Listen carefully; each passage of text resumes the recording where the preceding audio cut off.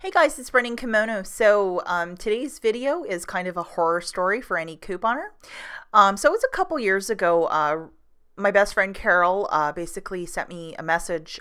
She was headed to a wedding that day. I was also headed to a wedding. Super busy days for both of us. It wasn't the same wedding, but we were both like, running around with like chickens with our heads cut off. And around 11 o'clock or so the day of the wedding, she's like sending me text and she's like, oh my God, my basement is flooded. And I was like, what? And this is how she typically would store, her paper products, from the floor to the ceiling, all of her beautiful cottonelle, Scots, you name it.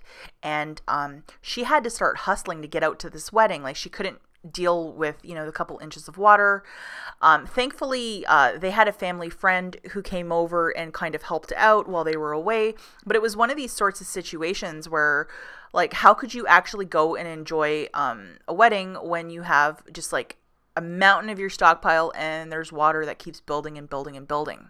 So naturally she was like really, really upset, and I was trying to like, calm her down and said, like, look, if everything gets flooded and you lose all of your paper products, you can have some of my stockpile. Like, I don't care, just there are sales all the time. We can like replace everything. You just have to worry about being there for the wedding and just don't worry about these paper products. So anyhow, when she went home later that evening, they assessed the damage, and I think she lost maybe like 15 to 20 bags of like paper towels and that sort of stuff, but it wasn't as bad as she thought, and they just had to throw it out and that was it.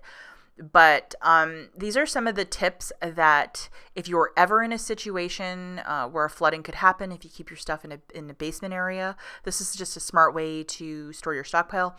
This is a photo I found on Pinterest, and this couponer, you can tell, she keeps all of her paper products at the very, very top. I think she must have a small child, because look how far the gap is from the ground to where everything is. So everything is like not, at hand level for a toddler. This is specifically what I do. I use a lot of Sterilite totes, and I will put stuff, so if my basement does in fact flood, I have a good, like 20 inches or so before anything gets affected. So I'm going to bring you guys in my basement now. I'm going to shoot a little video and show you just some storage hacks that I do.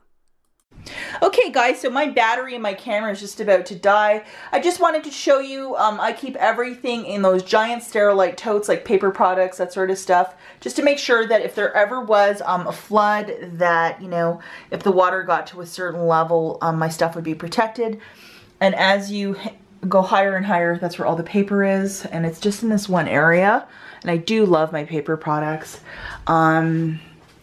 Another shelf in my Stockpile laundry room, and then down there everything's in those containers, and then just a whole bunch of Tide and that sort of stuff. Again, my washer and dryer. This is one of the sinks that we have down here, and that's an alarm that if the water raises to a certain level, it'll let us know to get down here right away to drain this. But it drains, like in case there was an accident or something like that. And the last thing that I always do is I am down here at least once a day to make sure that there is no flooding or water issues, as I would hate if anything happened to my beautiful paper collection. So that's it for now, guys. I'll see you in the next one.